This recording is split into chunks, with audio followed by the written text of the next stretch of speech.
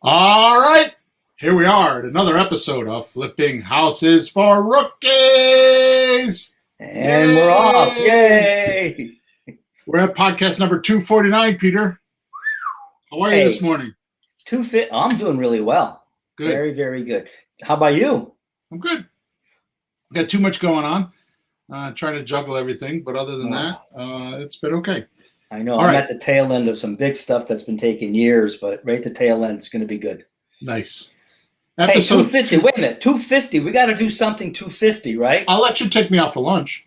I was thinking better than that. But okay, I'll take lunch.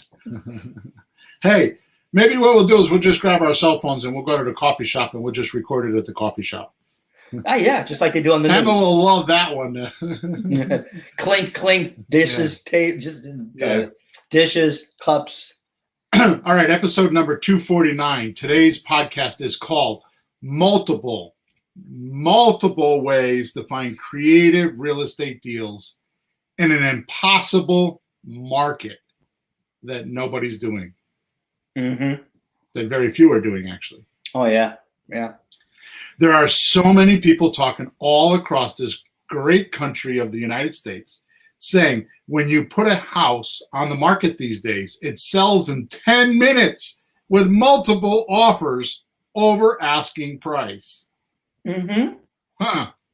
Which totally means it's a classic seller's market. By definition, sellers have multiple choices, and any little wind blowing the wrong way, the seller says no and moves on. Yeah. Leaving many,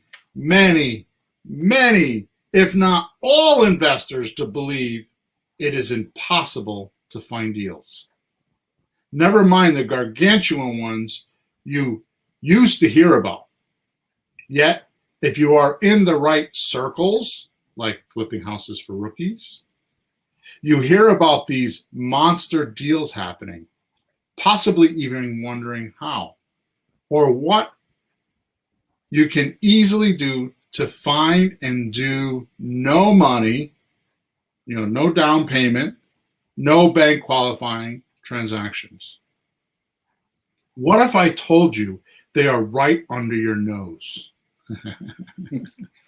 Well, in my case, they'd be a mustache. In your immediate area, would you believe me? In this $1 million podcast, I'm going to tell you what to do to find them. And if you are relatively interested in turning real estate into income, you will listen more than once and take lots of notes. Cool. Sounds good. Good morning, Francisco.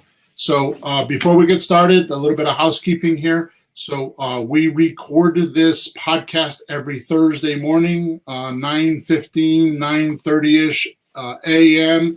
Eastern Standard Time. You are welcome to join us on Flakebook, otherwise known as Facebook, or ZooTube, also known as YouTube.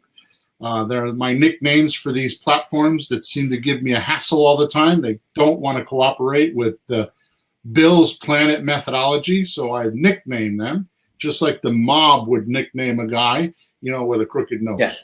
Yeah. Right? So there you go. So if you go on to Facebook or YouTube and just type in Flipping Houses for Rookies, all the podcasts are there. They're recorded, and stored on those platforms, as well as your favorite podcast platform. So if you just have an icon or not an icon, an app on your phone for a podcast, just go in there and type in Flipping Houses for Rookies. And there we are, all 149 shows after we get done with this one. 249. Okay. I'm sorry, 249. 249. Oh, my goodness. Thank you, Peter. It's only 2 years more. Oh, my God. Yeah. So I would also like to let you know inside the chat box or the description of where you found this podcast is a link to my free stuff. I will forewarn you that by the time we get to episode 250, that link is going to change. It will no longer be there. So make sure you go check it out. I'm going to put a different link in there for some other things that I want to do.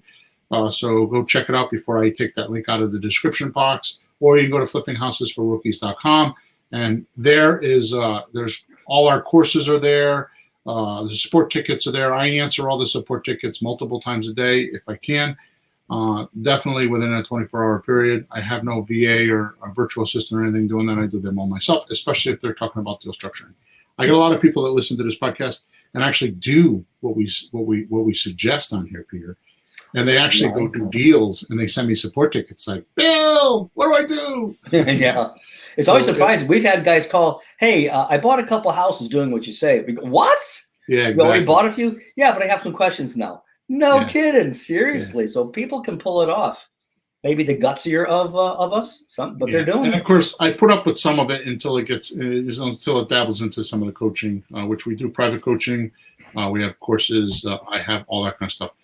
Today's podcast is 1,000% out of what we would do in more depth on the Deal Hunting Monthly Mastery Call. Once a month, I do about a 90 minute to 2 hour call, and I stay longer if we need to, about how to find creative real estate deals.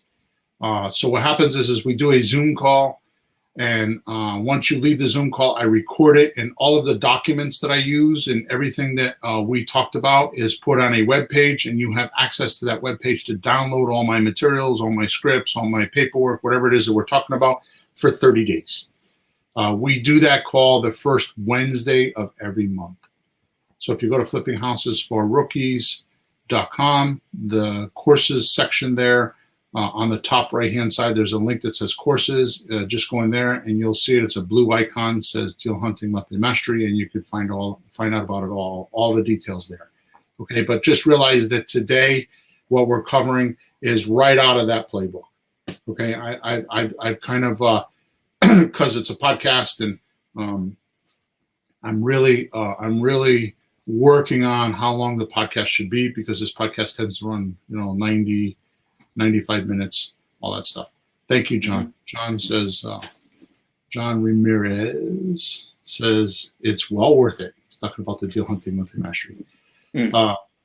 So actually, Peter, to divert a little bit, and then we'll get right into the podcast. I've actually joined a group. Wait, you joined a group? I joined a group. Hang on. So Rick, God bless you, Rick. Rick is all the way from Australia. He says, the one and the only. Hey, Rick, what time is it in Australia? Yeah, it's like 3 days ahead of us, Pete. Don't even try to figure it. Wait a minute. It only takes a day. Never mind. He's working on Memorial Day right now. Anyways, so my point is I joined this group, right, on podcasting, and I bought some tools, some education, and, I'm kind of like going through that stuff with these people. So yesterday was a live call, and I was like, oh man, I thought these guys were like, big podcast heroes and all that kind of stuff. And I found out that we're not doing bad. Oh, okay. We're doing okay. Yeah. All right. All right. So let's get today's show started. So Pete, here's how we're going to start off. Mm-hmm. And this is a rhetorical question. Okay. Which means I'm asking it, but I already know the answer. All right. I won't even answer then. Remember when you were a kid and you were playing hide and seek? Yeah. You remember that, right? Yeah. Where a minimum of 3 players, sometimes 2, but a minimum of 3 players would have one person close their eyes while others would conceal themselves in a set environment. Right? Like for me, it was downstairs in the finished basement, when the parents were all upstairs and we were looking to make trouble. Yeah. Okay. It was in an enclosed environment. Yeah. Then the person who was that had their eyes closed, would yell out, ready or not, here I come. Then attempts to locate the concealed players. Mm-hmm. Right? True. The player that was found last is the winner. Mm. Then right? He's it. Then he's it. Yeah, you remember? Yeah, pretty dimly, but yeah. Okay, good. It was a couple of centuries ago. I was actually gonna write that joke in here, and I decided not to pick on your age. No, I'll do it myself. That way, it's better. There you go. Here's my question: did I, or did I not, just describe today's current real estate market. That's what I was thinking while you're explaining it. Yup. Where the real estate entrepreneur is it. Mm-hmm. And the sellers conceal their true motivation and intention. Mm-hmm. Mm-hmm. But if you listen to podcast number 248, which is the one right before this one, and that's an absolute must. If you haven't listened to episode 248, in fact, I should make that our first 10 podcasts. It should be our first. That's what everybody should listen to first. It took me 247 shows to figure it out. Yeah. No, that was really good. It was just so precise. You know, there's all these elements in any field, in our field. And like, you do this, you do that. Like, when exactly did I do this? And when should I ask this question? And where does that fit in? And he's like, well, you'll know when it should show up. But you found out exactly where everything goes. I mean, you can do it intuitively. Right. You know, I'm a teacher. I know. Oh, you just do this. But boy, when you really lay it out, and you really laid it out, I was happy. And I'm fussy. I was happy. Yeah. Thank you. So episode 248 is the easiest way ever invented for rookies to get fast and potential gargantuan profits. And it's the flow of the creative real estate system that we use. Mm-hmm. Like you said, now the interesting thing about the flow is not the flow itself. I mean, that's interesting within itself. But all these questions I've been talking about for 247 podcasts and all these little, ideas and things to talk about, I show you exactly where to use them and how to use them in that flow chart. And it's real simple. Right? Mm-hmm. So more importantly, you should have learned in that podcast, if you listen to it, not only the exact systems and flow for doing every creative real estate deal, but, and this is the salient point that I'm sure most did not take from it because they were inundated with all the stuff. What I would like for you to walk away from that show with is that your job as a real estate entrepreneur, okay, I was going to say investor, but as a real estate entrepreneur, the sole job you have, if you want to be successful, that is to find out what sellers need and want and why it's motivating them in this transaction. So the most important job you have as a real estate entrepreneur or a real estate investor is to put your finger on almost immediately what is needed and wanted and what's motivating the person to do the transaction. Now, I'm not going to get into this because we've done this in other podcasts, but everybody is motivated. Mm. You just need to figure out what for. Every seller is motivated. And in this show, we talk a lot about prospects and suspects. And it's never really been cleared up. The reason why they're prospects and suspects to us is because maybe a suspect is someone that doesn't align with what we want to do. Mm. They're not a suspect in the real estate market, right? Mm-hmm. They're more like a suspect to us because they're not willing to take monthly payments or do creative financing. And I'm going to clear that up in this show because I have a lot of coaching clients that are saying the same thing. So, we do cash deals. Mm-hmm. So I'm not all about doing no money down and all that kind of stuff. I just talk about it a lot because that's what listeners want to hear. But I'm going to go over that at the end of the show. Matter of fact, if you're thinking about skating out early, I strongly disagree with that because at the end of the show, I'm going to give you a strategy that will blow your wig off, blow you out of your boots. Okay, cool. But hang on to your britches, folks. Jamie says, good morning. Good morning. Back to the real estate university. Amen. Thanks, man. All right. So it's so let me just read that again. The sole job, if you want to be successful, of a real estate entrepreneur is to find out what sellers need and want and why this is motivating them to do the transaction. Right? Mm-hmm. It's not what most people ever think. Ever, by the way. What's motivating them? Never what you think. Never what you think. And you could guesstimate it all you want. They could even tell you things. And until you say, so like, if I'm talking to you and you're telling me that you're selling the house because you and your brother are arguing, and I give it back to you. So let me see if I get this straight. You're selling this house because you and your brother are arguing. You'll be like, oh no, not really. Not really. No. Right. So until you do that, you really don't know what the motivation is, right? Yeah, and they said it though. Oh, we're arguing, like, oh, that's it. No, you're so anxious to find out what it is. You're going to grab the first thing. Go, I know what it is. I know what it is. Calm down. It might not be it. Probably not. What's that book? Sometimes you have to go 7 layers deep to find out what people really want, right? Yeah. Well, why do you want that? Yeah, okay, but why do you want that? And unless you get the real thing, it doesn't work out so hot. Rick says happiness transaction engineer. Yeah, you said that a couple of podcasts. You want to make the person happy. Yeah. John says, are you 5 years casting now? Yes, John. Yeah, it seems hard to believe, over 5 years. All right. So anyways, I'm ashamed of myself because I had an acronym for PhD. I don't remember I told you what it was, but I forgot what it was. I didn't write it down. So, it's an acronym for something.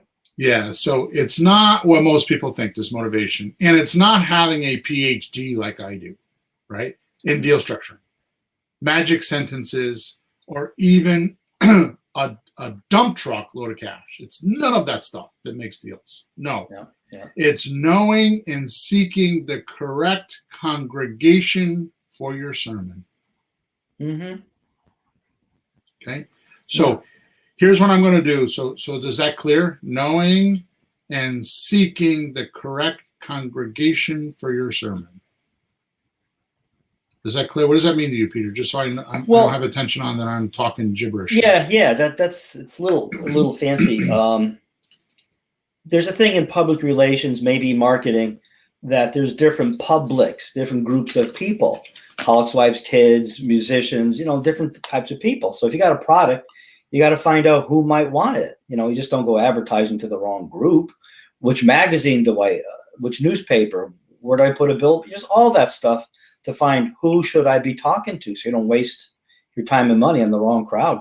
Right. So let's just be really, really politically incorrect about this. Oh, why not? So you're in a Catholic church with the Pope, and he's doing a sermon. Yeah. Would the gospel singers come in there and be in that sermon? Nope. Yeah, why? Because it's not the crowd that he's talking to. Yeah. Right?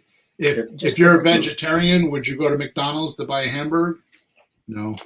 Okay, so it's a segment of, what group you're talking to.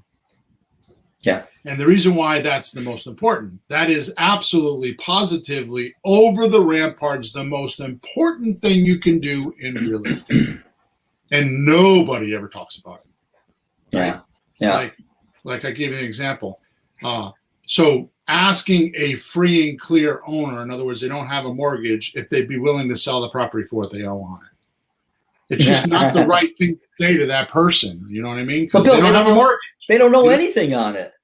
Right, exactly. So that's my point. So you wouldn't ask that question. So you're going to speak to certain people certain ways based on their reality or whatever they're going through. You have to be empathetic. So the most important thing to do to be successful in real estate is not what everybody thinks. Study all the sentences and the magic words for creative real estate, or study all the deal structuring and all the technical aspect of it. Technical aspect of it cannot be taught to you. I'm sorry to tell you that. I don't care if you paid $1 million, it cannot be taught to you. It's almost impossible to be taught to you.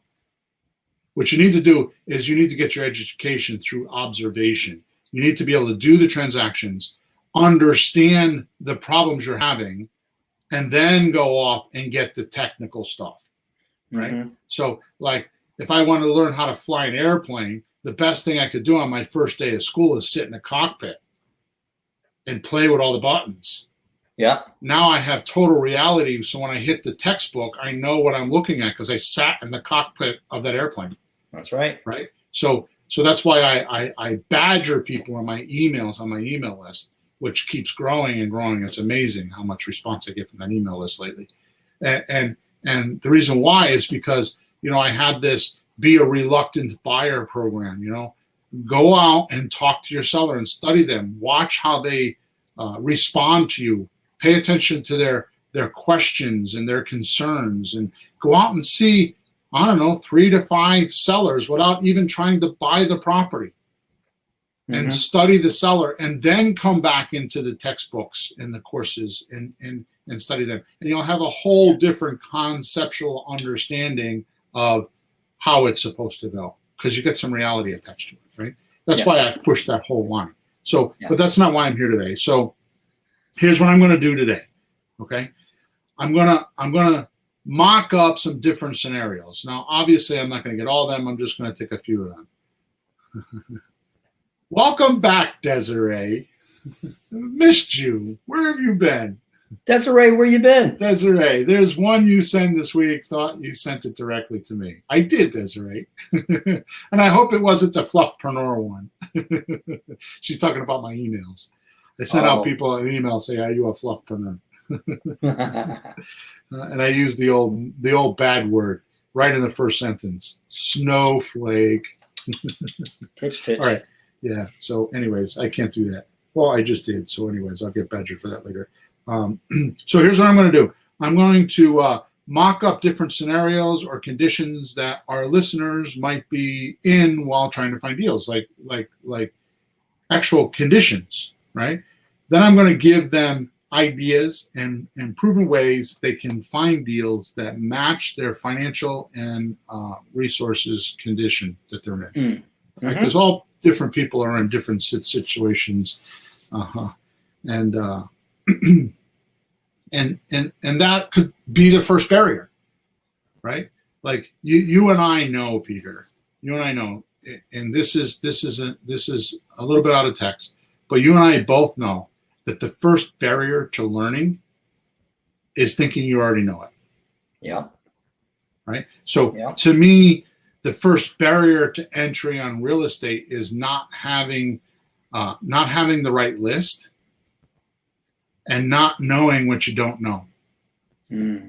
Right. And that's what the biggest barrier is. So I'm going to go through this list like this. So done this way, I think I'll be able to shorten up anybody's runway for grabbing chunks of dough. So they can, and I want to be very overt about this, very open and very, very clear about this. I'm doing this for one reason. So you will spend more money. Hopefully with me. Yeah. Hopefully with me. Yeah. Hopefully with me. Okay. Because what my point is that if you can go out and make a few chunks of dough, I would expect you going through those deals will figure out where your weaknesses are and want to get them fixed and end up with one of my courses or in my coaching program or in the Deal Hunting Monthly Mastery program and get more education. But it's not coming from your hard-earned cash. It's coming from, hopefully, from doing a deal. Now, some people can't wait to do a deal, so they jump right in and they spend the money anyways, and they just excel their possibility. But this podcast is going to teach you that you don't know what you don't know, which simply means that there's unexpected obstacles you have no idea that are there. In your imagination, you think you're going to be doing this deal this way, and it's not true because you've never done a deal that way. You've never done a deal and you don't know what to expect. Okay? Yeah. So,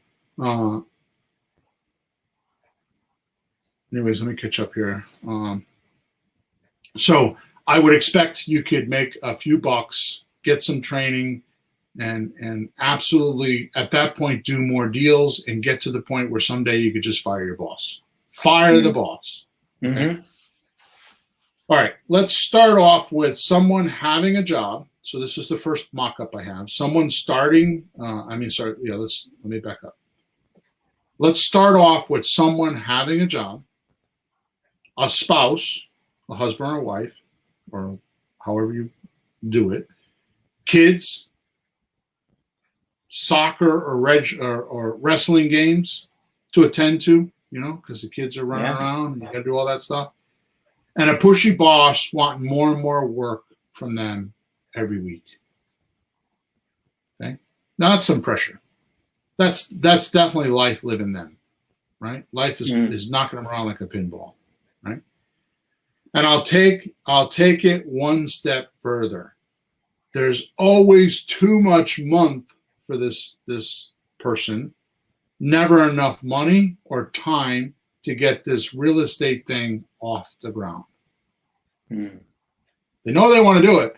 They want the reward of the cash.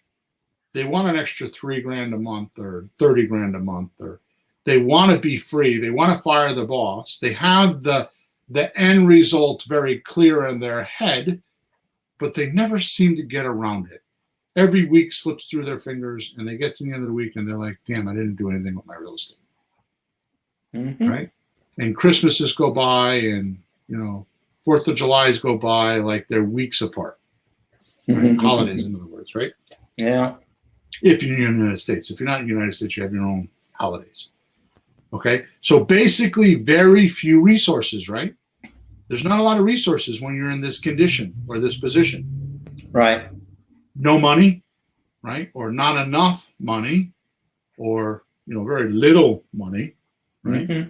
A struggle for time. And about 10 million, and I mean that, this is not an exaggeration, 10 million things distracting you. Distracting this want to be, and this is not a slang term, want to be investor that actually expects to get things done. I mean, like 10 million things, like they're dispersed. They got to do this, got to do that. Wake up in the morning. How many people that I'm talking to right now will wake up in the morning and have a plan of what they want to do, and then get to the end of the day and didn't even take the to-do list out of their pocket. Never mind do it, because they were inundated with everybody else's idea of what they want. I know I'm going through that right now. Matter of fact, I need to rearrange. I'm dealing with toilets, and which never happens.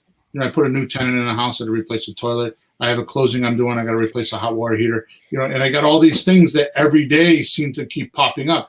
My insurance wasn't paid because somehow, some way, the account information in the portal that I had disappeared. So they're telling me they're going to cancel my insurance. Just all that kind of stuff that was not on my battle plan. And unfortunately for me, usually I used to have Emma to be able to handle all that, but I stopped doing. I started doing all that stuff myself, mostly because I've had it under control for such a long time. But every so often, like this week, it all comes at once. So I just deal with it, and I just work a little bit longer. You know what I mean? But most people have trouble dealing with that. Yeah, what the annoying part of all that is? Those are things that you have to do it, but they're not more important than what you're trying to do. But you got to do it. It's there. You can't just right. Well, they don't make you money. They're not generating income. That's right. It's just the things you have to do to keep up with what's going on now instead of getting it. I call that like step 0. That's just to stay even, but it's not like 1, 2, 3 pulling yourself ahead. So lead on, fearless leader. Lead on. All right. Here's what we do when you're in this situation that I just spoke about, or something very similar to it, right? Here's what you do. So 1, excuse me, understand, because you don't have time or money, you have to find deals that can happen quickly. Yeah. That don't require repairs or hunting down lenders. That takes time. Right? Just nice and simple deals that could throw you a rope while you're sinking in the quicksand. Seriously, that's how it is, right? Yeah. So here are those types of deals that you should do, or more importantly, you should look for.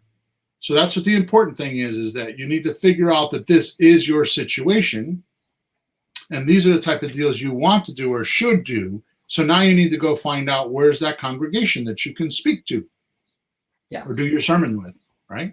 So these type of deals are the slot deal, which is a sandwich lease option transfer, right? And if this is your first time listening to a podcast with me, go to flippinghousesforrookies.com. Right on the front page, there's a course there called, Creative Real Estate 101, and it will explain all these deals that I'm talking about. It does all the math. It shows you how to structure them, what the results are, how to make money with them. That course used to be a few $100s. Now it's free. So just go there and study that. You can do it in an afternoon. Okay. So I'm not going to explain these type of deals. I'm just telling you what to do here. Okay. So you want to look for slot deals, which is a sandwich lease option transfer, which means you find a seller willing to lease with an option to purchase, and you find a buyer that's willing to lease with an option to purchase, and you put them together and you make money, right? Right. The other type of deal you could do is an option, which, by the way, I'm going to cover this at the end of the podcast, is a great way to do deals right now, and we don't do enough of it. Yeah. I'm going to explain that. Option deals are the hottest things to do right now, especially if you have no money and no time. It's funny. I always wondered when that would fit in because you've been talking about that for years, but it was just not the right time for that. Yeah. And it was like, yeah, we don't do that right now. So, okay, fine. But I can totally see like right now, yeah. Boy, if you can do that right now, absolutely. Yeah. Absolutely.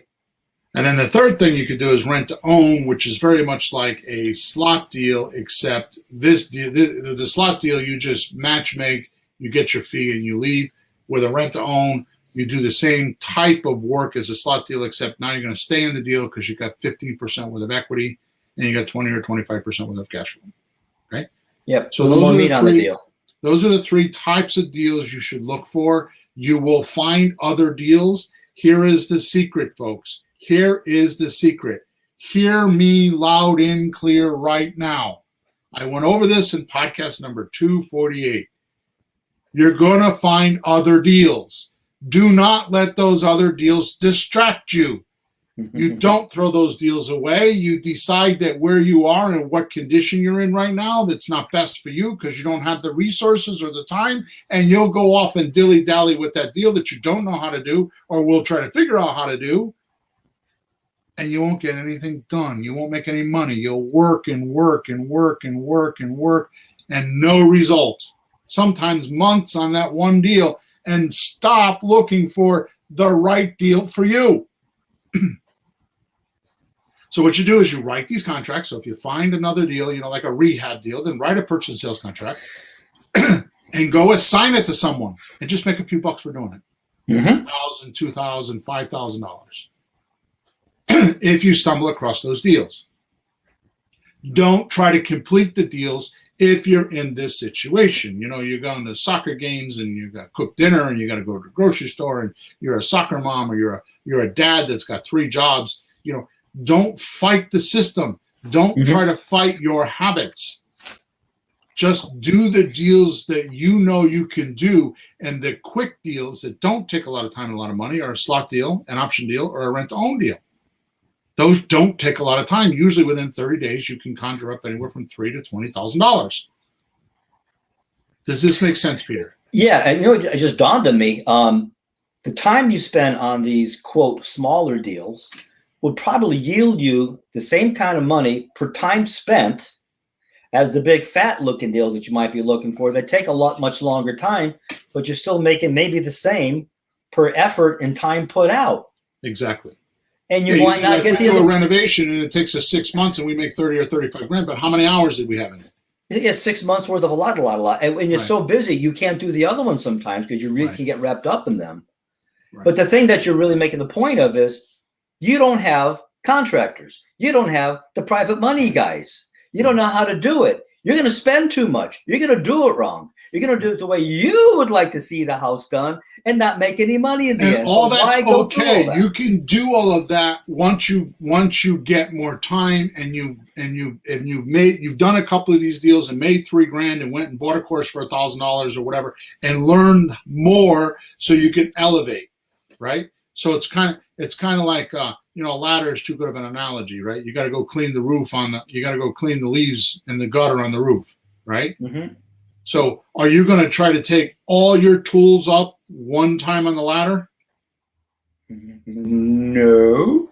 Or are you going to go a few times up and down the ladder, carrying what you feel like you can carry, right? That's what this is like. It's like you're gonna do the deals a few times and go through the process and learn what you can learn. And the first 5 deals you're doing, you shouldn't give a living crap about how much money you're going to make. It should be more like, this is my university. This is my education. It's your This is apprenticeship. my apprenticeship. Exactly right. Exactly right. And Apprenticeship. if you make money, hooray. But if you do those 3 or 5 deals, you're set for life. Because you could turn that on or off anytime you want. You want a new car? Go on. I just did it. I wanted to buy a truck, and I went and did a deal, and I made $16,000 and bought a truck. Did you get one? Well, I had it already. Okay. My truck. I paid it off. Oh, yeah, the one you got. Yeah. Yeah. Right. Okay. So you understand what I'm saying? You want to go on vacation to Hawaii with your family next year? Then go do a transaction and make 10 grand. You know how to do it. You don't have to go reinvent the wheel. All right. So we're way off topic. So here's the trick. Don't look for a house for sale when you're looking for a slot deal, an option deal, or a rent-to-own deal in this particular scenario that we're talking about. The soccer, we'll call it the soccer mom. Right? And no disrespect to anybody. It's just it's easy to understand that way, right? Yeah, no, they're busy doing important things. Yeah, they got life to worry about, right? So here's the trick. You don't go looking for a house for sale. There's the first lesson.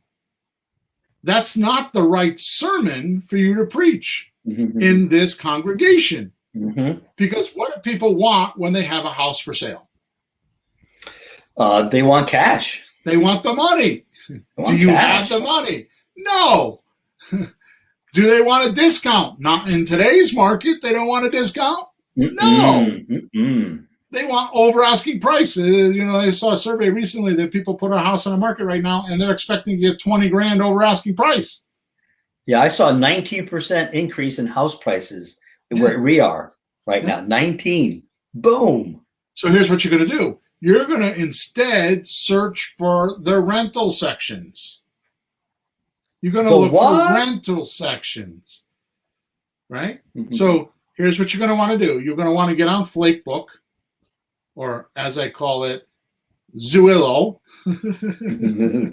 Jeez. So you want to get on Facebook and Zillow and go under the rental sections of those platforms and start searching for rental properties, right? These folks are already of the mindset of getting monthly payments. They're already thinking with that. So you don't have to convert them. You don't need a PhD in deal structuring to convince them, no, don't take $200,000, take my $1,500 a month, and it's better for you. Yeah. You don't have to do that. No, they're already collecting $1,500 a month. They probably already have a tenant in there, or they have some experience with it. And what you're going to promise them is to remove the landlord obligations. And at the end of 2 years, buy it. They don't have renters offering them that. The renters they're talking to are saying, I want to be a landlord. I want you to be a landlord, fix the toilet when it's broke. And oh yeah, by the way, I'm going to stay as long as they want. And when I leave, I'm just going to give you a month's notice and to hell with you. And I'm going to go on with my life.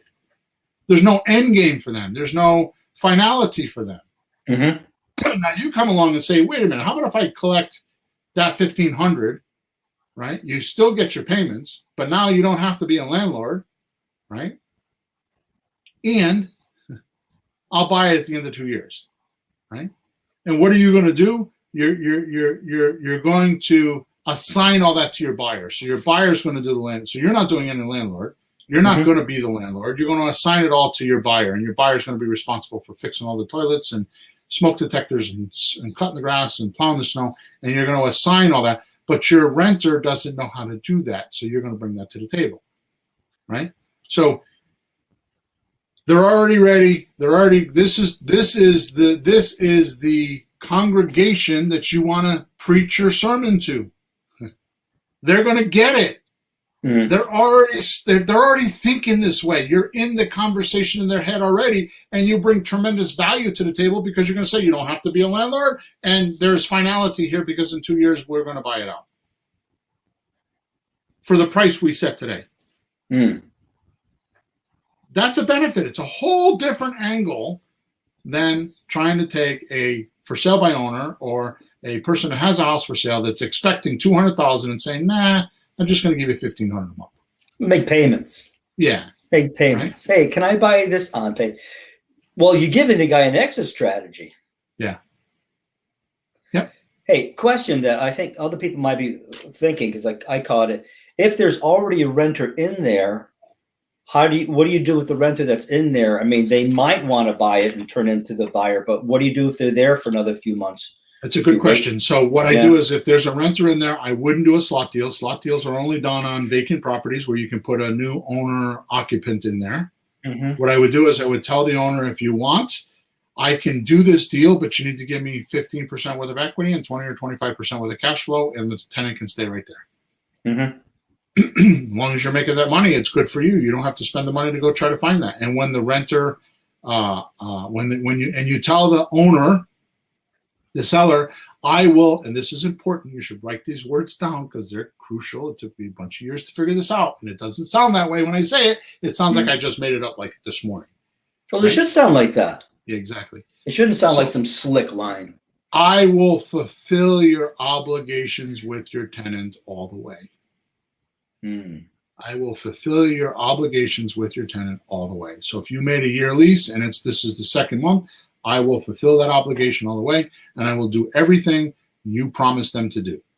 Mm-hmm. You need to give it to me in writing so so that there's not anything made up. Yeah. But I will do that. And I always tell them, but realize now instead of getting the house sold in 2 years, it might take 3 years because I got to wait the first year with your tenant. Right. Yeah, they're totally fine with that. You add that just add it to the term. Yeah, well, they're ready to sit there for years probably, and whatever happened that they wound up with the property, whether they wanted it or not. Everybody eventually wants to sell. They get old, they get tired, whatever that is. So you don't need a PhD in deal making. Anybody could do this. In fact, the only thing you need is just pure human skills, Peter. No math skills, no calculators, just pure human skills. Human skills. Now you're asking too much, Mr. Hawthorne. Decent communication abilities and lots of passion to help.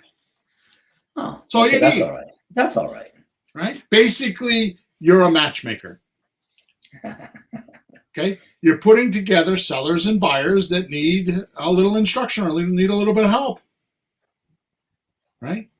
When you're messaging these sellers on Facebook or in Zillow, here's what you're going to say. Okay? When you're selling, I'm sorry. I did that wrong. When you're talking to sellers, is what I meant to say, you're going to text this. This is when you're buying, right?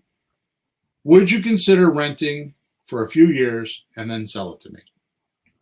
So you're going to go on Facebook. You're going to go on YouTube. I'm sorry, not YouTube. Facebook.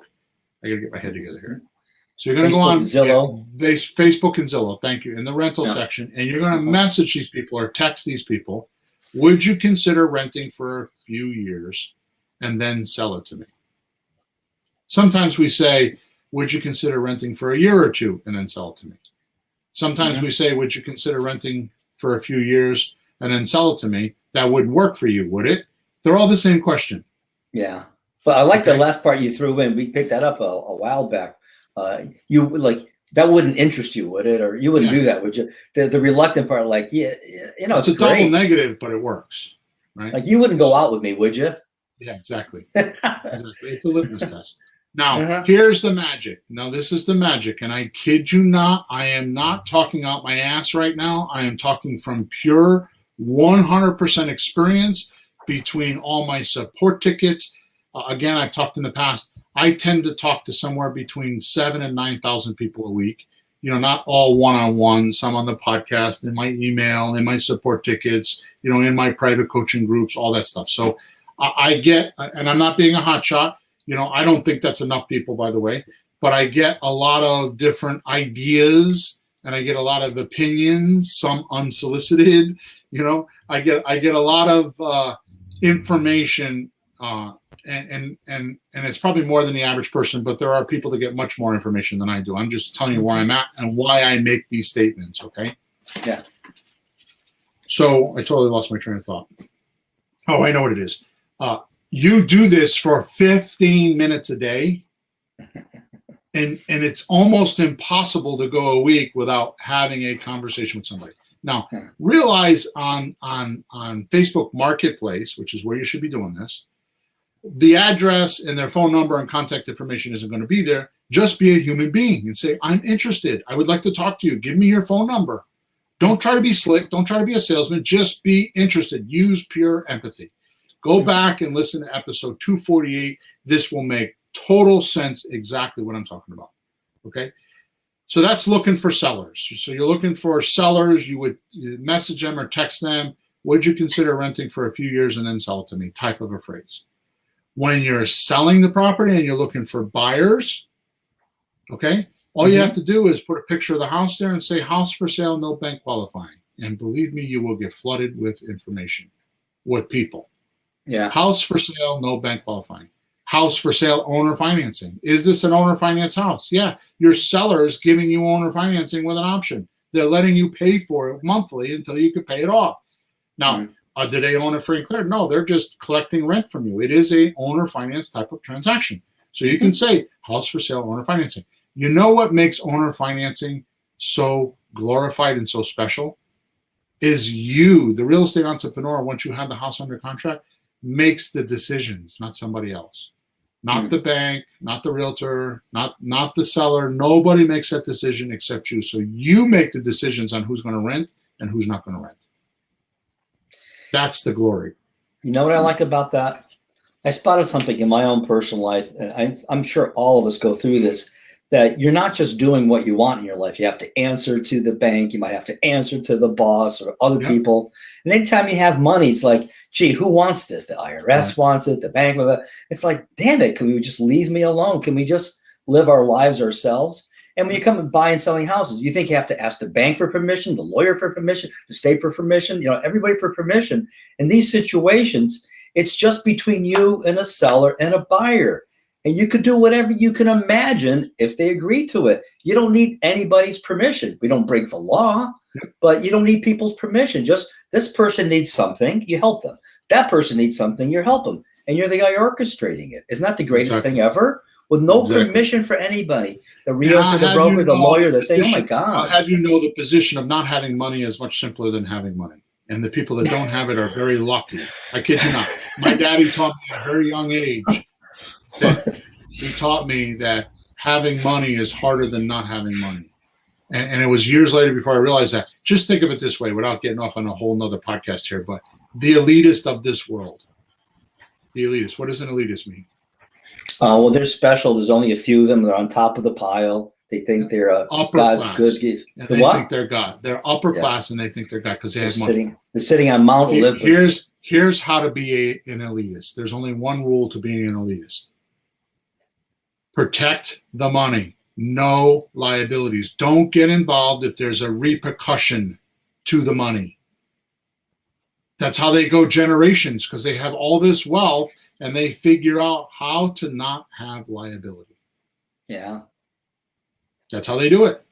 So that's how you should think. You don't have to have all the money, but you can still think like that. Just don't have all the liability. Don't set yourself up for risk. And you won't have it. Like we always say, how do you not lose money in real estate? Just don't put any in. You won't lose anything. It's like a vaudeville joke. Boom, boom. Yeah, exactly. All right. So what you're going to do when you do this is you're going to get an option agreement, and you can go. You don't have to buy my forms. I would prefer you do. My forms are better than what you're going to find out there. But for your first couple of transactions, you could just go get a free one, a free option agreement. Go to eforms.com. Like an Edward, forms.com. Or type into Google option agreement and your city and state, and it'll give you a local one. But 99% of the time, eForms comes up, right? So you get an option agreement for your local area. Now, again, those are not the option agreements I use. Mine are much tighter. They're much better. Mine are 2 pages long. And eventually, when you get some dough into a couple of these deals, you can get those and get better at it and protect yourself more. Right? But for right now, you could just use these because you're just going to go in and out, boom, boom. And you could do a handful of these with a free form and totally get away with it, right? Yeah. Once you get that form and fill it out based on your verbal agreement with the seller, you have them sign it based on what you guys spoke about. So you're taking your spoken word and putting it into written word so everybody understands it and it's clear. And then once they sign it, you go find your buyer and you assign that contract to your buyer for a fee of $3,000, $5,000, $10,000, whatever it is you could do, right? As a fee. Now, pay attention to this magic here. Because the option agreement is actually or automatically allowing you to be an equity partner by just sheer words on the document and the way an option agreement works by our United States law, you don't need a license to get the fee. Because when you sign this option agreement, your seller is saying, I'm giving them a minute equity share. And because you become an equity partner, that means you're part owner of the property and you can go sell it as if it was your property. And how much do we have to put in? How much do we have to put in for that? Any paper denomination, which means no less than $1. I use 100, but no less than $1. It has to be paper denomination, and it's called consideration deposit. No, wait a minute. Literally, it has to be paper. You couldn't give them like $2 in quarters. No. Is that it? Yeah. That's funny. Okay. Okay. Yeah. All right. And because the option agreement is done the way we said, you don't need to charge fees. So you don't need a license or any of that stuff. Okay. So does all of that make sense? Does all of that make sense? So that's a real easy way if you're a soccer mom, as we're calling it, or whatever. I don't even know what to call the guy. Well, part-timer. You're a part-timer. Yeah. So we are. You're not even up to being part-time. You're not even up to being part-time. You're just trying to get started. It's not even up to being part-time. You got a couple hours a week. And honestly, the magic is getting on Facebook or getting on Zillow and sending those texts out 15 minutes a day. And I promise you, I've never seen anybody go more than 2 weeks, but usually a week. And they end up in a conversation and they end up sending me support tickets. Like, what do I do? All you do is when you just go to the house, and I'm going to do this soon. I'm going to actually, I think we're going to do it as a podcast, but I got to figure a few things out. Like what do you do when you're being a reluctant buyer? What do you go to the house and do when you're being a reluctant buyer? And I'm going to make like a checklist. Okay. So basically it's very simple. Go there and look at the property as if you were going to live in it. Just go there as if you were going to buy it. Because if you'll like it, somebody else will like it. And don't try to buy it from the seller. And you tell the seller, look, I'm new at this. I'm here to look. And all you need to do, the only thing you need to do when you're in the house is ask them what would have to happen for me to buy your house. And then write down verbatim, which means exactly what they say on a piece of paper, and you send that to me on a support ticket, or you go get help somewhere else or whatever you're going to do. But that now they're telling you what to do to help them, what kind of help they really want. Now all you have to do is put on your customer service hat, just like we talked about in episode number 248, and just do your next step. And if you want to know what your next step is, go to episode 248 because all the steps are there. So just find out what step you're on and then follow the sequence. I mean, about the only thing I could do to make it easier now, Pete, is do deals for everybody and not charge them commission. But that's about the only thing that I can do that's easier than what I've already done. Yeah. Okay. It's like paint by numbers. Yeah. All right. So now let's go on to another scenario. Okay. The first scenario we spent so much time on because I think that's the most common one. All right. So now let's go on to a different scenario. You have a little bit more time and skill. You're not a beginner, right? Yeah. Yeah. Maybe some sales skills, right? Or maybe pretty good at some sort of negotiating, or you feel like you're that way. Okay. You could do exactly as I talked about in the beginning, or the whole beginning of this podcast, about a slot deal, except you could negotiate or do a better job of negotiating the 15% discount so you can make 15% on the deal by asking price, from the asking price, right? So see, a slot deal, there isn't any negotiating.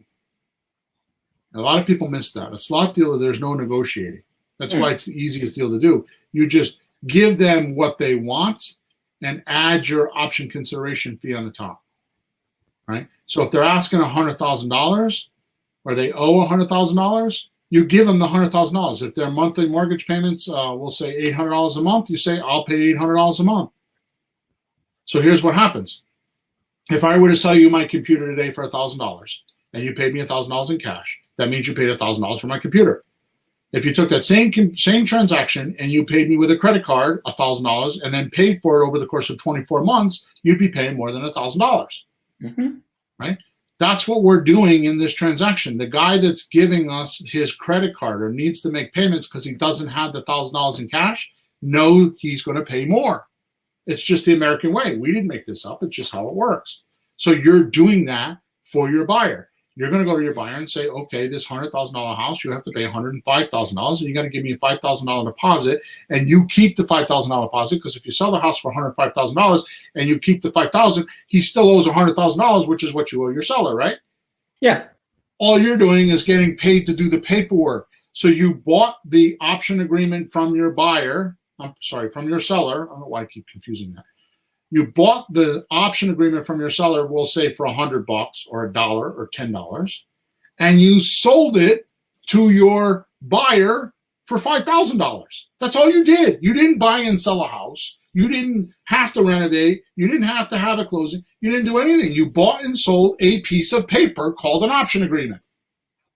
This is why it works and doesn't take a lot of time, because you're just buying and selling pieces of paper that are called option agreements. Right? Now, you're going to have to write the lease agreement, which do the same thing. Go to eForms and get a lease. You know, they're not going to be very good. They're definitely not going to be like mine. Mine cost me, I think my lease cost me $4,000 when I first bought it. $3,500 or something like that. And I've since bought two more. But you're having your attorneys go over these, aren't you, to make it what you want? Then I have my attorneys adjust them. Yeah, so I've got 2 or 3 of them that we use right now because we keep sponsoring them around. But anyways, my point is just to do a couple deals, all you're doing is buying and selling the piece of paper. It's not that hard, right? Right, but the service you're providing is the buyer is not in a position to buy a house, and he's planning on renting again and again and again. And when he finds he can rent this house and then buy it down the road in a couple of years and not move again, settle down, say, this is my house. It's like, to him, it's like, I don't know, layaway plan kind of, rent to own. Let me ask you this question. Yeah. When you're at a party and you're talking to somebody and it comes up, you say, Peter, do you own your house? Yeah. You say yes. Okay, so let's just role play it. Do you own your house? Yeah. Oh, good. How long have you owned it for? 12 years. Good. And where is it? Right? See what I'm saying? I don't say to you, Peter, do you have a loan on your house? Yeah. Right? That's I don't ask that question. I don't say, do you have a loan on your house? Hey, so what? So hey, so how much do you owe? buyer, how much do you owe in your house? How much? Yeah, how much when your buyer is doing a rent to own with you, what are they going to say? Yeah, I own the house. They're not going to say, oh, I did a rent to own. Yeah. Unless they're happy about it and they're bragging about it. Yeah. But either way, they're in People there. Don't ask that. You say, I'm the owner of the house. Right. So my point is, you're helping those people get into a house that they didn't think they could do, that they'd be renting and renting and renting and wasting that money for years and maybe forever. So that's why you deserve that fee. You opened a door for them that they didn't know existed. And you know the look on people's faces and what they say, but I've seen it like, wait a minute, I can rent this house and then buy it? Honey, sweetheart, come here and listen. You're not going to believe this. I've seen it, right? Yeah. So it's worth a few $1,000s and then waiting a little bit, but then they get in there, you know? So Desiree's asking, what about when they say, well, how are you making your money on this? I tell them right up front. I tell everybody in the transaction exactly where I'm making my money and how much. You want to know why? Think about this. In a slot deal, you're writing an option agreement. You're assigning that option agreement to your buyer. What does that mean? They're actually receiving the original document you wrote with your seller. They're going to see the whole thing when you assign it to them. Yeah. So you can't lie about it. Yeah. Now, when I do lease options or rent to owns, I don't do that. I have one lease option agreement with my seller, and I have another one with my buyer, because there's a difference of 15% in equity and 20 or 25% in cash flow, and people get a little bit funny about that kind of stuff. I tell them that I'm the landlord and I'm making money, but I don't tell them how much. Yeah, and even when it closes down the road, they still don't see the other paperwork and what happened in the first place? No. Okay. So, yeah. But by the way, you have a line, Desiree, just in case you're wondering, what if they say, gee, I don't want to pay extra? yeah, I just say, okay, so that means how much do you want to pay? I want to pay 185,000. Okay, good. So we can close within 30 days? And they'll be like, no. Okay, well, the price is 200 then. Duh. Yeah. I mean, you have to pay for your situation. You know, you're in a situation, you got to pay. If you got the money and you can push people around and I got cash, I want a discount, and go ahead. Otherwise, the rest of us do what we do, you know? All right, good. So this second scenario, what happened is it's kind of like the first scenario, except you have some sales skills. You got some other, not even real estate skills, negotiating. You just have some sales skills and some negotiating skills. So what you're going to do is you're going to talk to them about getting a 15% discount, right, and a 20 or 25% positive cash flow monthly, right? So you're still doing a sandwich lease option like in the slot deal, except you're not assigning the option, you're writing another lease. So you're going to sublease it once you get it leased. See, in a slot deal, you assign the lease. I mean, you assign the option, and you get your fee, you walk away. Yeah. With a rent to own, you're going to lease it from the seller and then sublease it to your buyer for a profit. Okay, and that profit should be around 15% worth of equity and 20 or 25% of cash flow. That is also called a sandwich lease option. That means that you're in the middle of two leases. You've got a seller's lease and a buyer's lease. You're in the middle, aka called the sandwich. Yeah. Okay. Sweet, right? Yeah. So these don't take long, these deals. All you need to do is get on either Facebook or Zillow, and then I'm going to cover a couple more. We need to keep moving here because we're way into the podcast, but I got a couple more really cool ideas that I don't even think you know about, Peter. That's why I come every Thursday, Bill. All right. What do you got? So let's swing the pendulum entirely the other way, because we might have podcast listeners that are not in this situation where they don't have capital and they don't have time. So let's just swing the pendulum the other way. And let's say you have some resources and you want to buy ugly houses. Yeah. Okay, there are people out there that actually want to buy ugly houses. Now, I understand that the best thing I could do for those people is probably send one of my guys in there and check the water in their house, because they're being chemically induced to want to do ugly houses. Okay, there's something wrong with them. Right? Usually, I hear things like, "Well, I like the creativity." You used to tell me this. I like the creativity of like fixing the house up, and I like the fact that I can change the neighborhood, and all that's cool. AKA that means I don't know how to do pretty deals. I'm not a good negotiator, and I'm not good at all these other things. And it's the only thing I know how to do, because flipping ugly houses is taught on national TV, although not normally done correctly, because they lie about the numbers, because there's a lot of numbers they forget to put in there, mostly closing costs and holding costs. But the rest of it, you can get a good idea because you can watch all the TV shows and get a good idea of it. So let's just say you're that person, even though I just bashed you and I was being passive aggressive to you right now. I'm telling you that's not the only way to make money in real estate. But if you don't believe me, that's totally fine. Here's what you would do. See, the houses in a slot deal and lease option or option are often pretty houses. Right. You don't have to do repairs, right? They're often in nice neighborhoods and they don't need renovation work. Yeah, because somebody has to live in it, so it has to be decent. Right. So you cut that whole section of the business right out of the equation, which means less time and more money for you, because you don't have to do all that because you're too busy going to the soccer games and the basketball games and the hockey games or whatever else. You're going to church, you're going to whatever's in your life, right? Whatever it may be. You have to take care of an elderly parent, or you have an autistic kid, or you have somebody in the hospital, or God knows what it is. I mean, I've heard so many different reasons, and they're all legitimate. So if you have all that stuff going on, then cut all of that right out of the deal. Don't worry about doing ugly houses and doing contractors and finding money. It just takes a lot out of those deals. And like you said earlier, if you get good at doing the slot deals, the option deals, or the rent-own deals, you could do as many, if not more deals to exceed that renovation money, that 30 grand, we'll say, just by doing more deals, because they don't take long to do. Yep. Okay. So let's go back to the ugly house. So how do we find these ugly houses? And I want you to know that I struggled with this, Peter, because I had at least 3 or 4 different ways that are exceptional. And I just chose one of them because of time on this podcast. This is exactly what we do on the Deal Hunting Monthly Mastery. I'm not trying to provoke you or trick you to go do that course, but if you want more details on this kind of stuff, that's where I do it. I can't do it on a podcast because it takes too much time. Okay. And every month we do a different strategy. So it takes several months to get all the strategies. You can't do it all in one sitting. Right? You didn't get your driver's license and learn how to drive in 90 minutes, did you? No, it took some time. Oh, yeah. Exactly. So this is going to take some time too, right? So here's one of your $1 million tips. I put here's your $1 million tip, but it's one of them.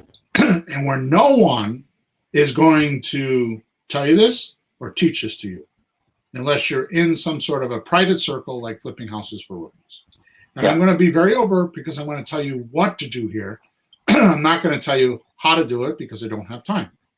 So I'm being honest up front. I'm telling you, I'm just planting the seed, and just so you know that it's not the way everybody says it is, that you can't find property. That's bullshit. You're just in the wrong pew, in the wrong congregation, listening to the wrong sermon. That's all it is. Okay? So here we go. Dip into the probate market. And here's what you do. Ready? I'm going to give you a list of 7 things. And by far, this is not the entire way to do this. Because of time, I want you to understand, I actually have 3 checklists that I made. And this is one of the 3. And this is the simplest one. The other 2 are even better than this. Wow. Okay? That's cool. I thought you were going to say probate. I was just guessing. Make a list of some family members, relatives, or work associates that you know and can call. Number 2, call them and ask them if they have an attorney that they know or use.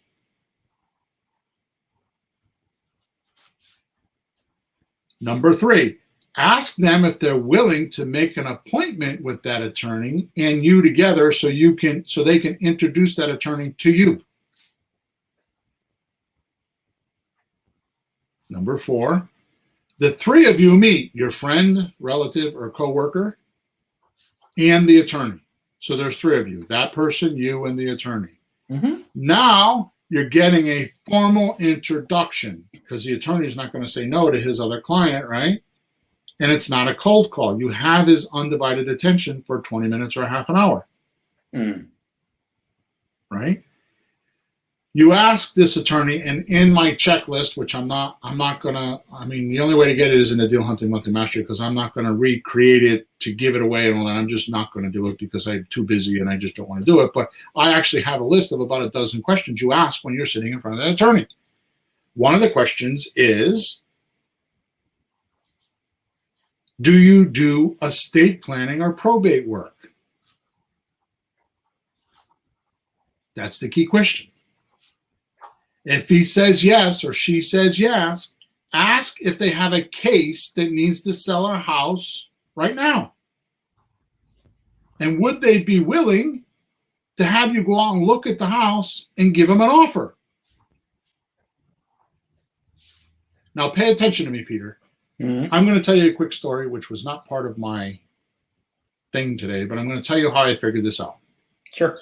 My godfather, the guy that raised me, okay, I had a real father and lived with him, but this guy was like a neighbor and I became friends, and he was the guy that raised me. God bless his soul, because I would not be the person I am without him.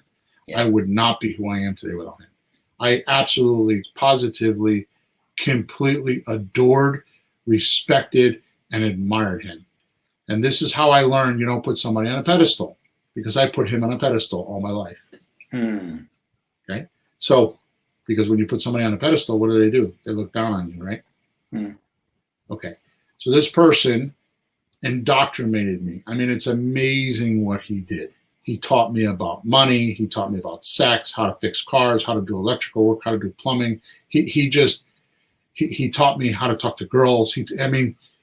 How to respect my parents. I mean, he just was amazing. He was 100% Sioux Indian. And that was my background. My background is from a Native American Indian. That's where my morals and my ethics and all that comes from. Is from that. That's some really good stuff too. That's beautiful spiritual approach to life. Totally. He was amazing. You know, I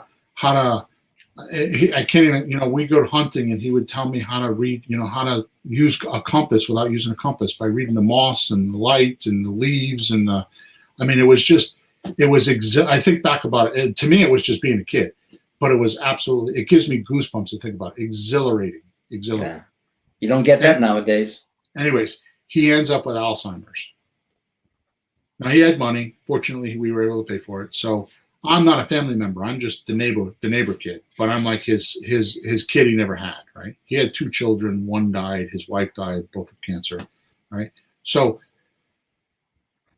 I end up running his estate.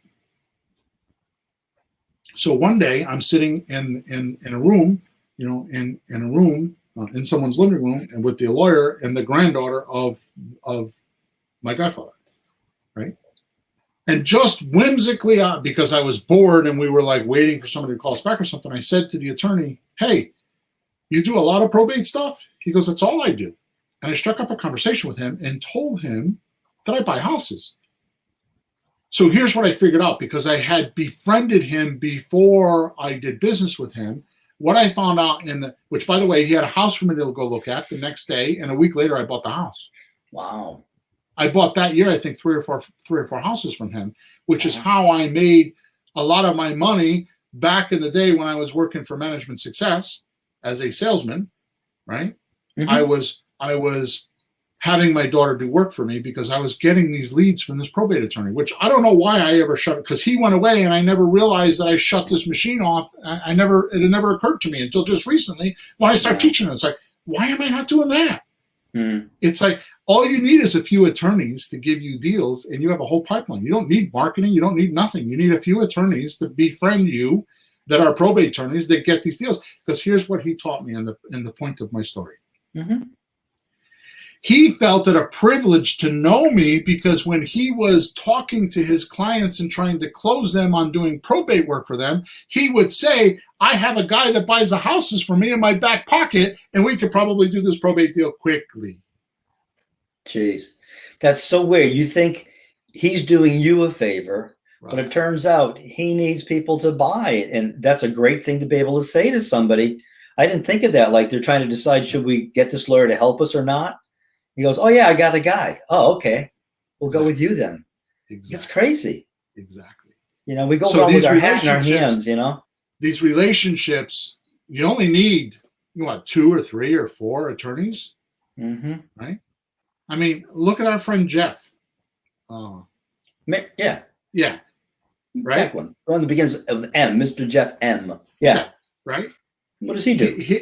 His entire business, he runs a multi-million-dollar business. He started his business out by lifting houses up and putting foundations under them, and then started moving houses. Yeah. That turned into regular construction. Do you realize that business is a multi-million-dollar business, and you want to know why? He had, I think, 3 or 4 attorneys in the Fairfield area that would give him jobs for people that own $10 million houses and need $150,000 worth of maintenance work done, and he would send his guys out and go do it. And his entire business, his entire wealth, was off of the backs of a handful of attorneys. Crazy, because they were connected to the right people. Just goes to show you. So why are you on the MLS? Why are you doing all this other stuff? Why aren't you doing something like this? Why don't you just get the shortcut? This is kind of like I don't even know. I mean, you're walking through the woods and everybody takes this path, but you cut through and save like a half a mile worth of walking. I think it's worse than that. It's just the easy way. I had a friend of mine I was talking to, a friend of mine who does painting, and he goes, "I was thinking of getting into real estate, so I'm going to call my broker." Right. You just do what everybody says. It's really, honestly, it's just taking the easy way out. Yep. Not doing your research, finding out how people really do it. You're not buying a house for you to live in. This is as an entrepreneur, as an investor, as a professional home buyer. It's a different scenario. Why don't you buy books, look at our podcast, find out how to do it? Right. Don't just take the easy way. And you know what? The easy way, you pay a lot. There's not much money left over. You pay the broker, you pay the baby, you pay everybody else. There's nothing left. A lot of time. Yeah. Because you're fumbling around. When you're doing that, it's like putting on a blindfold and trying to hit the pinata. Yeah. You're not even under the tree that has the pinata in it when you put the blindfold on. You might be one town away from the pinata and don't even know it. Okay. So let me back up. So you ask the attorney when you're sitting in front of him if he does probate or estate planning. Right? Because estate planning is a whole nother thing, because there might be people looking to retire and estate planning. Let me interpret those words for you. Estate planning in my world equals owner financing. They have money, they don't want to be the landlord anymore, and they still want to keep that money coming in, but they don't want the landlord obligations. Bingo, I'll do the landlord obligations. I'll send you money every month for the mortgage. You take the property that's rented or the property that's an investment property, you take the landlord obligations off of that person and you put it on you, and he pays a few extra $100 a month. I mean, he takes a couple $100 less per month just not to have the landlord obligations. Estate planning. Get it? So they own property. What is estate planning? They have an estate, which means they have probably more than just their house. They have other things like houses. And they're probably looking to retire. That's why they're talking to the attorney, because they're later in years and they're looking about winding down and giving their kids and making their funds go more than one generation. Yeah, I have some property, but my kids aren't interested, so I have to do some estate planning. A lot of times the kids don't want to do it. You saw dad do it; they don't want to do it. There you go. Okay, so here's what you do. So you ask him, do you do estate planning or probate work? And he says no. This is the point before I move on here. He says no. Oh. The first one, he said yes. You ask him for a property, and you start a relationship with him. Second one, he says no, we don't do estate planning. So you say to him, who does your estate planning for you? Oh, so-and-so does it. Okay, could you formally introduce me to that person? And then you make a relationship with that person. Now, you went from your friend or relative or coworker introducing you to this lawyer. Now he says no. Now you have a lawyer introducing you to another lawyer. That's pretty good. Lawyer to lawyer. Yeah. It's incredible. It gets real. It's incredible. And this is not something you do for years. This is like a program that you do over the course of a month. And I suggest you probably go visit at least 10 attorneys, 10 probate attorneys, and you will have enough to work with. Now, let me ask you this. How many other investors and how many other people are going to be sitting in that attorney's office asking him if he does probate other than you? Yeah. Yeah. Yeah. Hey, can I ask one more detail? Yes. Because, yes. Why do you say you want an appointment to see the lawyer? Like, what does your friend want to come see me about? What do you say? You tell me the truth. Oh, okay. Yeah. I mean, if you do a good job with the attorney you're sitting in front of, and you tell him, I could help that attorney, or I could help you close your probate deals quicker, or be a service to you to help your clients, so you don't have to go out because who's going to do all that work? They put it on the MLS and they get all these offers. Who's doing all that work? The attorneys have to do that. Yeah. Now, some attorneys are kind of slime buckets and they like to bill those hours. So that's not your guy. But most of them actually care. They're caring people that want to help their clients. So if you can come along and oh yeah, by the way, I'm not telling you I'm going to buy the house. I just want to put an offer in so you can use that offer with other deals, or in you can at least say to your client, hey, I got an offer. Why wouldn't the attorney want to do that? Yeah. They take on a case, and within a week, they got an offer on the real estate. That makes them look good. Mm-hmm. They Sure. are doing good. There's nothing wrong with it. Well, it's like people helping people. Everybody needs the help. The person selling the house, it's a problem for them. It's a burden that they just gone through something or other and they have a house on their hands. The parents are gone or nursing home or some damn thing, and they need help with it. Right. So like I said, you only need a few good attorneys. You'll make some relationships. You only need a few good attorneys to make these relationships to. You should follow up with them. We use Text Magic and a couple other, once you get the phone number, you can set up some automated reminders and stuff. Like I just text them and say, hey, got any new property for me to take a look at this week? And just stay in their world so they know you're real. Follow up. Okay. All right. Let's do the last scenario for today so we can get out of here, okay? Okay. You're actually finding, say, for sale by owner leads somehow, or you're finding deals, right? Like a lot of my coaching clients are. Right. Or my deal hunting monthly mastery guys are. But the seller in this economy is saying they don't want to do monthly payments. They want to sell for all cash now. Right. Most untrained real estate entrepreneurs think this isn't a deal and it hits the round file, aka the garbage can. Or they aren't motivated. So they think that they aren't motivated. Remember what I said at the beginning of this podcast. Everybody's motivated, especially if they have a for sale by owner sign out front or an agent. They are motivated to sell the house somehow, some way.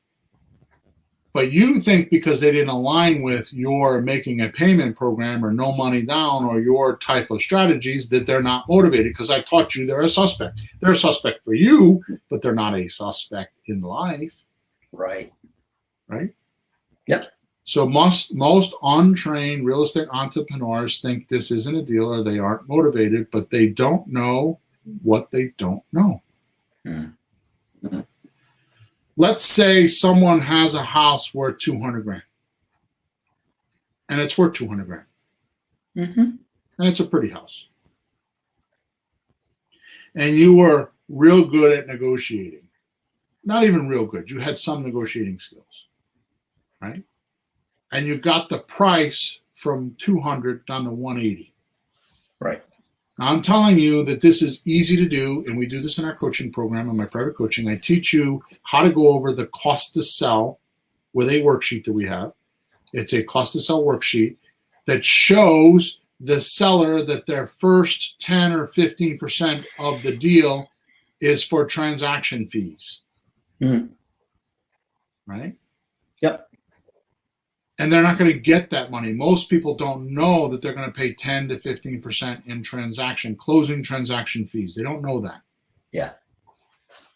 So if you go over that closing transaction fees with them, it's not hard to get them down, even if it's 10%, which is almost impossible to do, right? Even if you're the most savviest guy, it's still 10%, right? Yeah, it's hard to sell for just 10% off, no matter what you do. Right. Yeah. I mean, if you use a realtor, it's 6% just for the realtor. There's 1 to 1.25% just for conveyance tax. And then we didn't have any of the tax adjustments or negotiating or repairs or anything that has to be done to get the loan for the buyer. Yeah. Right? None of that is counted into those numbers. Right? So if you just explain that to them correctly, you could easily say, so if you sold this house, this is what the cost to sell worksheet does. If you sell this house for $200,000, you're going to net $180. So technically, if I gave you $180,000, I'm paying retail full asking price, aren't I? Because you are. Yeah. Now watch this. They say yes. You write an option agreement for that $180,000.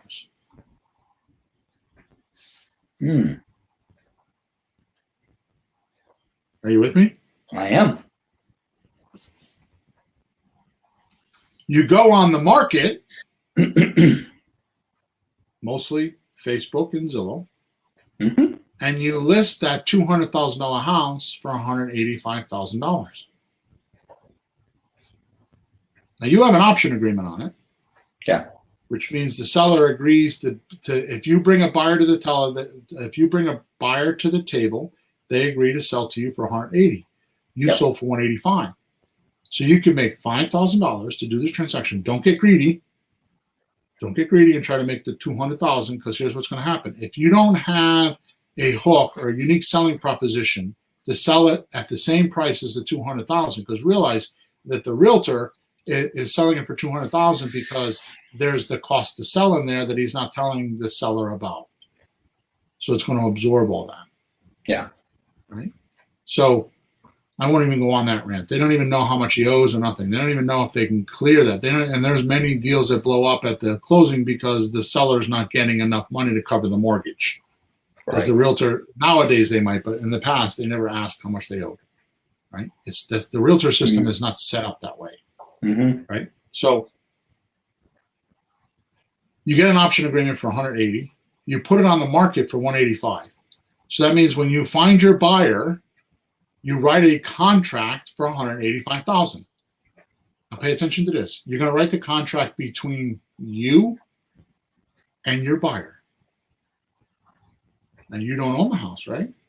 So when they go do a title search, they're going to find out your name is not on the title. That's right. So once you sign the purchase and sales agreement for 185 and get the earnest deposit, you're going to attach your option agreement to the purchase and sales contract and send that off to the closing agents so they know what's going on up front. Mm. Does your buyer care? No, they're getting a 15% below or $15,000 below market value. What do they care? They're glad you found this deal for them. Yep. And your seller should be okay because he's getting the 180. Right. That he agreed to. Everybody's happy. And you're happy because you just made $5,000. Right. Now in today's market, I was just thinking that. If you put it on for 185, is it possible to get a bidding war? No. Is it possible that your seller will figure out that you got $210,000 and they're at 180? Yes. So what do? You make another deal with the seller and say, let's split it. Yeah, anything over such and such. Yeah, this is what I said before. This is not up to the bank. It's not up to the lawyer. It's not up to anybody. We're actually living our own lives with this. So if you get more, and you can make it, if I make more, what if you make more? I'll split it with you. Okay. Yeah. In today's market, I would take 190, sell for 200, get 220, and split and get more. Today's market, that's how it is. Yeah, just make it up. And here's the amazing thing about the option agreement. If your seller is a little bit wheezy about it, just tell them, you know what, you have nothing to lose. Sign the option agreement with me and go get your realtor. Just tell your realtor that you have an option agreement with me and they have to take me out of their deal. So if you sell with me, you're not paying a commission. Yeah. And let the games begin. See who will bring you a deal quicker. Mm-hmm. Let me bring you deals. Let the realtor bring you deals. What do you have to lose? You're a rookie. You need to do deals. This is a great way for you to get in the middle of a transaction and learn how it works for no risk. What did it cost you? $10 or $100 for the option agreement? Big deal. Get out there and start practicing how you're going to do this and have a chance of making $3,000, $5,000, $10,000, $25,000.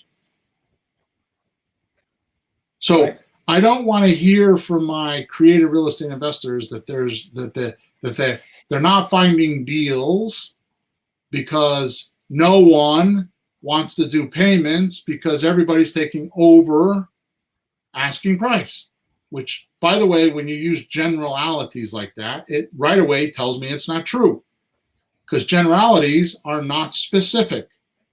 Everybody is not having that happen to them. Only a certain amount of people are having that happen to them. And I promise you, as well as I sit here, this is an absolute positive, total fact. Buyers and sellers have no idea what's going on in the market. They're always 4 to 6 months behind on their information, just like the stock market. They're always behind. The common folk, the common knowledge people think they know because they heard it on the news and because everybody's saying it, that that's the way it is. I have news for you. In the stock market, if you're listening to the common folk or the general knowledge, you aren't going to make money. Yeah, you're too late. You're too late. The show already started. We're on the intermission, and you're too late. And I'm telling you, in the last month, which I'm talking about March and April of 2021, the market has turned. Now, I didn't say that it's a buyer's market yet, but I'm telling you that it's not as hot as it has been months previous to that. Houses, days on the market. All you got to do is go look anywhere on the MLS or ask your realtor to compare days on the market. And that's your statistic to know how hot the market is. Let me give you this real quick before I leave. A hot market means you put a house on the market and within 30 days it sells, which means it's really hard to buy, really easy to sell, which is why we're using the option agreement right now, because it's really hard to buy and really easy to sell. So you can take that option agreement and use it quickly because it's easy. It's an easy to sell market. Yep. That's a hot market. Yep. Known as a seller's market. A cold market, also known as the buyer's market, is when the property is for sale or on the market for more than 90 days. You know, anywhere from, I say, from 70 to 90 days. Yeah. That means it's really easy to buy, really hard to sell, unless you're doing rent to own, which is why my system of the 7 strategies works so much, because depending on which market is, depends on which strategies you use now. All the 7 deals cover each one of these type of markets. Yep. Right. And if you don't know what the 7 strategies are, go to flippinghouses4rookies.com and get into that creative real estate deal making 101 course, and you'll figure it out. Right. My point is that a seller's market means that the sellers call in the shots. The sellers have a lot of choices to make. In other words, they have one house for sale and 20 buyers are looking to buy it. So they just pick which one they like the best. Yeah. I had 10 offers in 3 days. Hang on. A buyer's market is when you have 10 houses and 1 buyer. Yeah. So the buyer can pick and choose which one they want. So it's the person that has the most choices. Yeah. So the seller has the most choices in a seller's market, and the buyers have the most choices in a buyer's market. Right? The sweet spot, by the way, so a hot market is it sells within 30 days. A cold market is, or a buyer's market is when it sells over 90 days, 70 to 90 days. The sweet spot is in that 45 to 70 day, 45 to 60 day. Right in the middle. Range.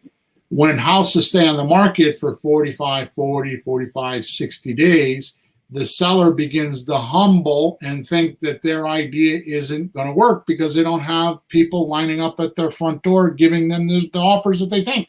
They think their house is the best house in the neighborhood and it's worth $20,000 more than everybody else's sale because they got a garage and they got this and they got that.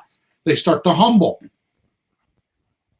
So that's the sweet spot. So for a very long time, which I just spoke to Sean, one of my guys that works with me,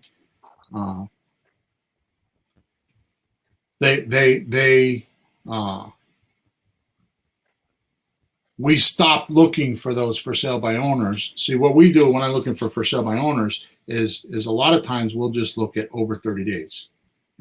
So we'll go get people that have houses on the market over 30 days. And that's a good list because they're motivated. Okay. All right, good. So I'm just going to answer this question for Desiree. She says, quick question. What would you say a real estate entrepreneur is? So a real estate investor, by definition of the word investor, that means you have money and you're looking to get the best rate of return for the use of that money. So investor has the insinuation that you're going to foot up the money, you have the capital, and you're just looking for a return.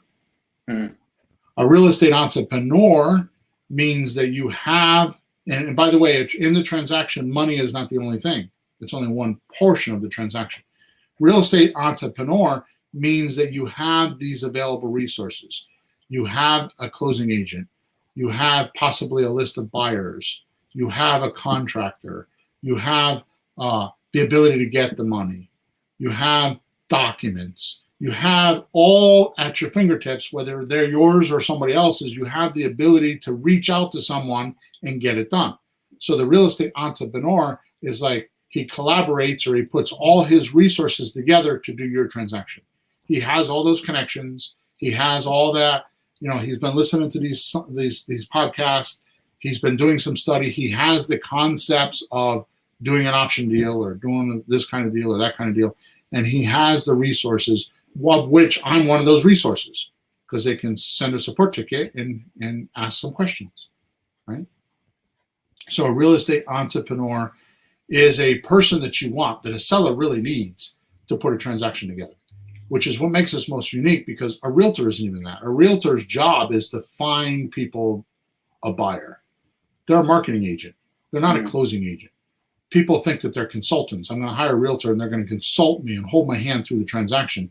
And unless a realtor is doing, multiple deals a month, 40, 50, 60, 100 deals a year, they don't know how to do it. They're not taught that in real estate school, which is why I think the real estate entrepreneur is much more valuable, because they'll study and understand and have the resources to do that, right? If you want to get a better concept of what I'm talking about, go listen to podcast number 90, way back then, number 90, where I talk about doing business with the real estate mafia. And I explain the whole thing there. Okay. So we got to get out of here, Peter. How did I do? That was good. You have to find the right buyer. Yeah, the important thing I got out of it was, with the deals that we have available, different ways we can buy and sell, you just look at the market and what seems to be the most logical thing to do, considering circumstances and the situation we're in. So there's always a way. And, people probably know, but millionaires are made in depressions and rough times, because they just find something that works that'll help people get out of the hole. So it's not like the time to follow the herd and just, crumple up in a corner, but find something that will work. Well, that's a perfect example. Just I know that we're over time here, but why would a for sale by owner sell to you instead of a realtor? Why would they do that?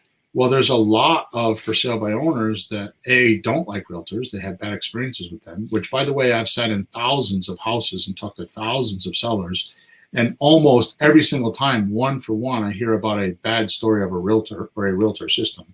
Yeah. Because even though their system works, the only thing that's allowed realtors to be as strong as they are in this society is there isn't another solution.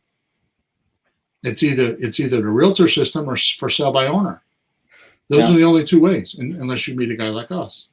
Yeah. Which is all the reason why I want to build an association just like the Realtor Association. Mm-hmm. Right?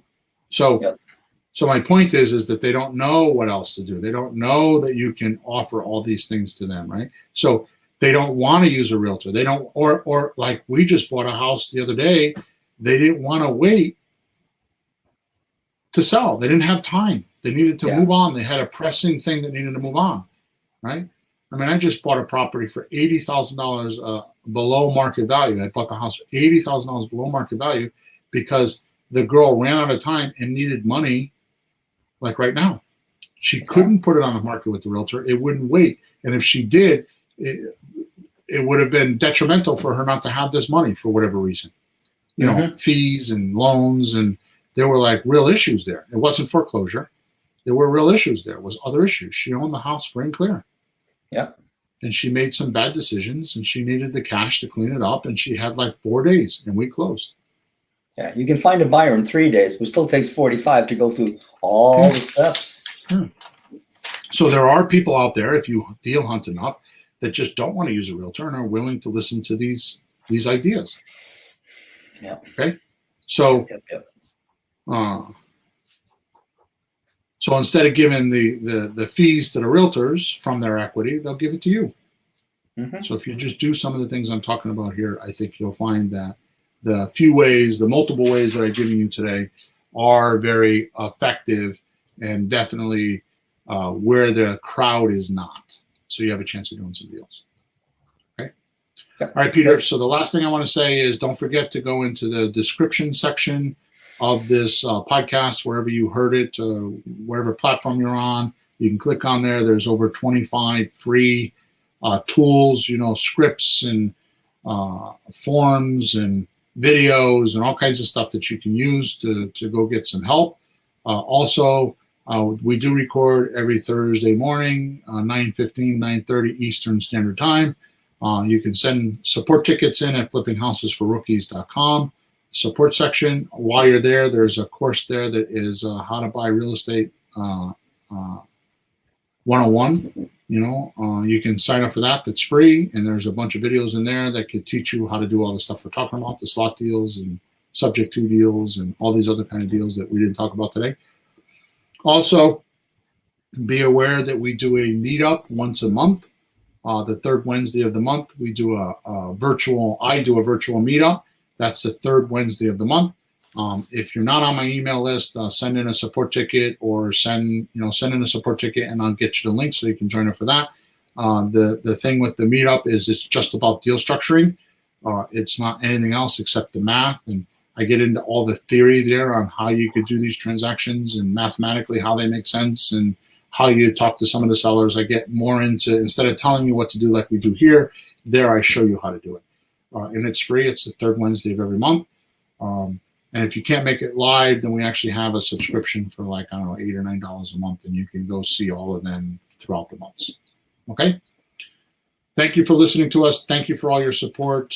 If you have any questions or comments, or you think this podcast is too long or too short, or any ideas of what we should put on this podcast, please send me a support ticket. I answer all of them.